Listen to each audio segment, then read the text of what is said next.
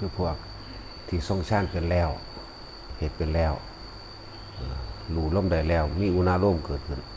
หรืออาการปีติอย่างใดอย่างหนึ่งเป็นแล้วพยายามเหตุให้มันมั่นคงอยู่ในอารมณ์จิตสุดท้ายเนี่ยก่อนที่สิรับอารมณ์จิตสุดท้ายก่อนที่สิรับให้มันเกิดความเคยชินในขณะเฮารับส่วนมากก็คือบ่ฝันสิบ่ค่อยฝันดอกมันสินิ่งเงียบไปเลยเงียบเวลาฝันมันก็มีอยู่ดอกแต่ว่าบ่ให้ไปถือเอาเป็นจริงเป็นจังใดๆทั้งสิ้นผู้ฝันก็มีอยู่แต่ว่าอย่าไปคิดว่ามันจริงนั่นแหละอารมณ์จิตแรกในการก่อนที่สิลุกก็เหมือนกันพยายามทำความให้มันตั้งมั่นให้มันมั่นคงในคำว่าฌานเพ่งในอารมณ์จิตอันเป็นหนึ่งนี่จะต้องเป็นอุเบกขาเท่านั้นจังหนึ่งได้แต่พอใจก็บ่พอใจมันหนึ่งมาได้มันเป็นสองนี่แหละคือพวกที่ทรงฌานเป็นแล้วหรือพวกที่ว่าท่านเป็นมาดิแต่สิว่าเอาตอนอารมณ์จิตแรกหรือจิตแรกหรือความคิดแรกที่เราคิดถึงตื่นนอนมาปั๊บนี่ตามความเคยชินแล้วมันจะคิดถึงเงินถึงงานถึงหม่องที่สิไปนี่ปกติของคนที่เป็นแบบนั้นตื่นปั๊บไปทำงานโหลดไปหาผู้นั้นไปหาผู้นี้ไปหาเงินนั่นแหละมันจะออกไปทางนั้นมากที่สุดคนที่บ่เคยฝึกอบรมคนที่บ่เคยได้ยินฟังธรรมทีนี้ก็ฝึกหัดตัวเองอารมณ์จิตแรกหรือความคิดแรกที่ตั้งเอาไว้เป็นหนึ่งถ้าผู้ทรงฌานบ่ทันเป็นก็ทำความเคารพนอบน้อมพระพุทธเจ้าคือเฮาเอาความคิดถึงแรกไปคิดถึงพระพุทธเจ้าคือยังสอนให้เสมออยู่ดอกอันนี้นมัตถุพุทธานังนี่ขอความเคารพนอบน้อมของข้าพเจ้าจงถึงแด่พระพุทธเจ้าทุกๆพระองค์นมัตถุโพธิญาณขอความเคารพนอบน้อมของข้าพเจ้าจงถึงแด่พระโพธิญาณอันเป็นเครื่องตรัสรู้นะโมวิมุตตานังขอความเคารพนอบน้อมของข้าพเจ้าจงถึงแด่พระผู้หลุดพ้นหมายถึงพระอรหันต์นั่นแหละนะโมวิมุตติญาณขอความเคารพนอบน้อมของข้าพเจ้าจงถึงแด่พระผู้พ้นไปแล้วนิพพานอรหันต์ก็ว่าไปแต่นี่เป็นคำแปลให้ถ้าว่าสั้นๆก็ได้นะมัตถุพุทธนังนะมัตถุโพธิญานะโมวิมุตตนังนะโมวิมุตติญาแต่หลวงพ่อเติมเอาเองตื้มเอาเองนะโมสัพพัญญุตญาณพุทธสังมังคลังโลเกเมตัญจะสัพพโรกัสสมิงมานสัมภาวเยอปริมานังพุทโธกัมมัฏฐามุกัมมจุติสัมโพโธสำหรับผู้ทรงฌานบ่ท่านใดๆบ่ท่านได้เป็นก็พยายามนึกเป็นอารมณ์จิตแรกหรือความคิดแรกตั้งต้นแรกเฮาตั้งต้นแรกไว้แล้วหลายๆอย่างมันก็เป็นฌานอันหนึ่งจากว่าละการเพ่งอยู่ในความคิดเดียวเหมือนกันแต่ว่ามันท่านได้ปีติเกิดถึงสึกแก้ว่าก็เป็นอยู่บ่แม่นว่าบ่เป็นหมายถึงการตั้งจิตมันอยู่ในความคิดเดียวอะไรจังว่าสวดเฮ็ดให้มันคล่องซะแม่นผู้ทรงเป็นแล้วจากสวดเพิ่มเติมกระสวดได้ทั้งนั้นเฮ็ดเป็นแล้วเนื้องวงกันมากลางหน้าผากจะสิก้าวคำนี้ก็ได้ทั้งนั้นนั่นแหละสำหรับผู้ถ้าท่านเป็นก็ยึดตัวนี้ไว้อะไรจังว่าแต่คำแปลมันคำแปลก็คือว่าขอความเคารพนอบน้อมของข้าพเจ้าจงถึงแด่พระพุทธเจ้าทุกพระองค์ขอความเคารพนอบน้อมของข้าพเจ้าจงถึงแด่พระยังค่ะโพธิปักขิยธรรมอันเป็นเครื่องตรัสรู้ของพระพุทธเจ้าขอความเคารพนอบน้อมของพระเจ้าจงถึงแด่พระนิพพานขอความเคารพนอบน้อมของพระเจ้าจงถึงแด่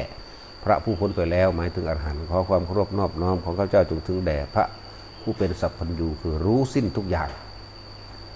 เมตัญจะสัพพโรกัสสมิงพุทธสังมังคลังโลเกกับแปลว่าพระพุทธพระธรรมพระสงฆ์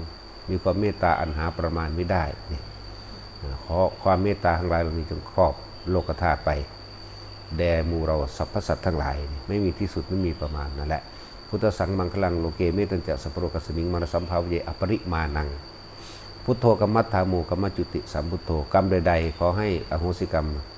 ซึ่งกันและกันด้วยอำนาจแห่งองค์พระสัมมาสัมพุทธเจ้าเถิดนี่มันเป็นทั้งหลายๆอย่างอยู่ในนี่แหละการตั้งจิตแรกไว้นะแต่ที่เราตามตำราก็เหมือนกันกับนกยุ่งปริตนกยุ่งโมลบริตนั่นแหละ เพิ่นนั่งเบาๆหลายเพิ่นเว้าตัวแรกเพิ่นเว้าแต่นะมัตถุพุทธนังนะมัตถุโพธิญาณนะโมวิมุตตนังนะโมวิมุตติญาเพิ่นก้าวระลึกแบบนี้ตื่นนอนปั๊บเพิ่นจะบินขึ้นไปทั้งยอดไม้ปลายไม้แล้วเพิ่นก็ก้าวข้ามนี้การทำมาหากินทุกอย่างเพิ่นก็แคล้วคลาดปลอดภัยปืนผาหนาไม่อันตรายใดๆทั้งสิ้นไม่อาจสามารถทำอันตรายได้นี่ก็อย่างหนึ่งพวกทหารพวกตำรวจยิ่งเป็นตะนำเข้ามากำกับใจเจ้าของให้มันเป็นเครื่องอยู่ของความคิดเจ้าของนะเป็นความอยู่ให้มันเป็นเครื่องอยู่ของอารมณ์ความรู้สึกเจ้าของพวกทหารพากันสวดพากันทองเอาแน่แม้นที่แรกด้วยความเคารพหรือบ่ด้วยความเคารพกระทำให้มันชินให้จิตมันมีเครื่องคิดเครื่องอยู่ให้มันชินคิดอยู่ตัวนี้พวกทหารพวกตำรวจพวกรักษาคนพวกรักษาประเทศพวกเสียสละเพื่อผู้อื่นส่วนหนึ่ง เพื่อความปลอดภัยของตนเองนั่นแหละอันนึงก็ดีนี่คือสำหรับอารมณ์จิตแรกหรือความคิดถึงแรกแล้วมันก็ติดไปเวลาทำการทำงานก็คุยเรื่องนั้นคุยเรื่องหนึ่งก็เป็นธรรมดาโตเตไปมั่งว่าพื้นคนมั่งอันนั้นอันนี้มั่งสารพัดอย่างสีว่าไปแต่ว่าเวลาเกิดอันตรายมาโดยอนุภาพต่างๆเหล่านี้อาจจะเหตุให้เฮ้านั้นแคล้วคลาดปลอดภัยได้ที่นี่แม้นว่าบ่แคล้วคลาดปลอดภัยแม้นว่ามีการตายเกิดขึ้นไปสวรรค์ใจว่าล่ะถ้ามีการตายเกิดขึ้นถึงเขายิ่งตายซะไปสวรรค์รถส้นตายฝ่าผ้าตายยังแล้วแต่ในมือนั้นที่เขาตั้งจากว่าตั้งจิตแรกตั้งความคิดถึงแรกมันจะไปตามความคิดถึงแรกถึงสี่ตัวนี้สิคุ้มใบกรมันไม่มีผู้เตือนดอกอันที่ผู้ที่เตือนก็คือพวกเทวดาทั้งหลายนั่นแหละเขาสิเตือนเขาสิบอกทางไปดอกนั่นแหละแต่ว่าเป็นตาสวดไว้เห็นไว้นึกถึงไว้ยิ่งมีความศรัทธายิ่งบ่ต้องห่วงไปแน่อันนี้พวกที่มีความเชื่อมั่นในตนเองตรวจสอบทดลองดีแล้วที่แรกก็ว่าท่านได้เชื่อแต่ว่าเห็ดดูเขารู้สึกว่าชีวิตปลอดภัยจากใดๆทั้งสิ้นปลอดภัยอันตรายใดๆอุบัติเหตุใดๆเรื่องเล่าหลายๆต่างๆผ่านมาได้เกิดก็มั่นใจตัวเพราะว่าเขาพิสูจน์ด้วยตัวเขาเองนั่นแหละจึงบอกว่าความคิดแรกความคิดถึงแรกตั้งไว้แบบนี้สำหรับผู้ทรงชาติไปแล้วก็ทรงไปเหตุไปพวกนี้แต่ทรงชาติไปแล้วพ่อมาโลกบอกนี่การทรงชาติมันสิเหนือกันอยู่นั่นแหละจึงบอกว่ามันมีความพยายามเป็นสองระบบพวกหนึ่งบ่ท่านได้เหตุใดก็ทองอันนี้ไปก่อนทองความนอบน้อมคิดถึงไปก่อนตั้งจิตแรกไปก่อนพวกเหตุได้แล้วนี่ก็ต้องมีความพยายามเพิ่มมาอีกหมายถึงเขาพยายามมาแล้วเขาเป็นแล้วพวกนี้ตายแล้วระวังใดก็แล้วแต่ไปพุ่มมาโลกวัดเราที่สั้นใดสั้นหนึ่งก็ขึ้นอยู่กับกำลังของตัวเองได้มากได้น้อยขึ้นอยู่กับกำลังตัวเองนี่แหละเป็นอย่างขึ้นเน้นแนวมือนี้อยากให้ทุกคนปลอดภัยจากวัฏฏะพอคิดเป็นแล้ว พยายามอารมณ์จิตสุดท้ายก่อนที่จะหลับมันก็บ่ต่างจากอารมณ์จิตสุดท้ายก่อนที่จะตายเด้อเข้าใจบ่ล่ะพอเข้าถึงขันภาวนาแล้วเนี่ยบ่คิดถึงใดไม่คิดถึงสิ่งใดๆทั้งสิ้นบ่คิดถึงอดีตบุคคลสัตว์สิ่งของลูกเต่าเราหลานทรัพย์สมบัติตลอดเงินทองอนาคตบ่มีอดีตบ่มีอนาคตบ่มีมันเป็นนิพพานเด้นั่นแล้วลมหายใจมันไม่รูปร่างตัวตนได้มันแค่ความรู้สึกซื่อนั่นแหละอารมณ์จิตสุดท้ายก่อนที่จะหลับก็สำคัญมันบ่ต่างจากอารมณ์จิตสุดท้ายก่อนที่จะตายเด้มันเลยทั้งว่าเน้นย้ำพวกภาวนาแล้วนะส่วนคนบ่ท่านได้ภาวนาก็ให้เหตุว่าท่านได้เป็นมันถึงทรงชาติจะอาการปิติบ้านให้เป็นละโลมบ้านเป็นกระทองอันนี้ไปก้อนนมัตถุพุทธนังแหละมันว่าแมนหากามามีในพระพุทธเจ้าองค์นี้องค์เดียวเด้มีมาตลอดเท่าไรล่ะพุทธเจ้าทั้งหมดทั้งสิ้นอะไร70 โกฏยังเพิ่นว่าไปนั่นแหละมีมาหลายกว่านี้เด้มันเป็นความเคารพนอบน้อมบ่ได้ทองเพื่อขังบ่ได้ทองเพื่อใดๆทั้งสิ้นแต่ว่าเป็นการระลึกนึกถึงเป็นการวางจิตวางความคิดนะจิตแรกความคิดแรกให้มันตั้งตรงไปทางนั้นไปทางดี ส่วนจิตแรกโอ้มืออื่นเงินเดือนสิออกเลยเว้ยเปรตเข้าใจบ้านนี่ดีใจเงินเดือนสิออก หรือคิดถึงหมู่แบบนั้นแบบนี้นั่นแหละเลือกกลัวอยู่ในอบายความคิดนี่เฮาสิหมุนวนสับสนวุ่นวายอยู่ในอบายจะพุ่มเด่นบางครั้งก็จิตก็เป็นเปรตมั่งอยากได้บางครั้งก็โมโหมั่งนรกด้วยนะสัตว์นรกด้วยที่ก็หลงตนเองหลงหลายอย่างมั่งนั่นแหละสัตว์เดรัจฉานที่คิดถึงบุญหน่อยนักหน่อยนะเลยว่าต้องให้ทุกคนตั้งจิตแรกไว้ตั้งความคิดแรกเอาไว้บ่แน่มันอาจไปตามความคิดแรกทำให้บ่อยทำให้มากเกิดความเคยชินแล้วในขณะที่เฮาทองอยู่นั่นนะที่เฮานึกถึงนมัตถุพุทธนังนมัตถุโพธิญาอยู่นั่นนะจิตมันสงบอยู่ได้นั่นสงบจากอุปกิเลสอยู่มันไม่ได้ไปคิดถึงความอยากใดอยากดีอยากมีอยากเป็นไปฆ่าผู้ใดไปสร้างไผ่ได้อันนั้นนั่นแหละช่วงนั้นแหละช่วงมันเกิดเป็นบุญบุญคือความสงบเย็น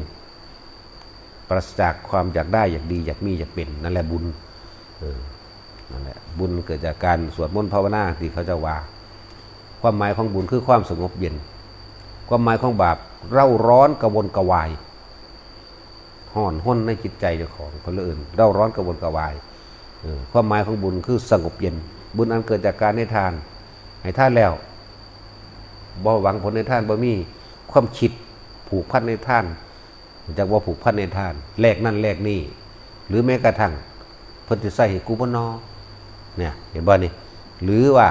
ไปกำหนดว่าให้เพิ่นใส่นั่นใส่นี่อันนี้ซอยค่าน้ำค่าไฟอาจารย์เด้อนี่บ่ต้องว่าต้องกำหนดนี่เอิ้นว่าหวังผลในทานมีจิตผูกพันในผลแห่งทานเข้าใจบ่ท่านไปแล้วแล้วเพิ่นจะไปเฮ็ดหยังกระสร้างนี่เวลาคนท่านมานี่หลวงพ่อบอกอย่าเว้าทุกอย่างก็ยังบอกไว้ว่าจะปากจิตมันไปพันไปผูกบางที่ก็ถวายอันคือจังถวายผ่าหลวงพ่อจังอาจารย์ใส่ให้ในเด้อนี่นะมันเป็นพันผืนมันสิไปใส่ได้จังไดเข้าใจว่าล่ะนี่ความหมายว่าให้ถวายแด่หมู่สงฆ์มันมีอานุภาพหลายกว่าอาจารย์ผู้เดียวคุณคณะสงฆ์หมู่ใหญ่นี่นะมันกว้างถึงว่าเนี่ยถ้าเป็นดวงอาทิตย์กับคณะสงฆ์หมู่ใหญ่แสงดังอาทิตย์เดี๋ยวหลวงพ่อมันคือดาวน้อยๆอันเดียวนึงที่มาอยากให้เพิ่นใส่เฮ็ดหยังมันเป็นพันผืนใส่บ่ได้ทับข้อตาย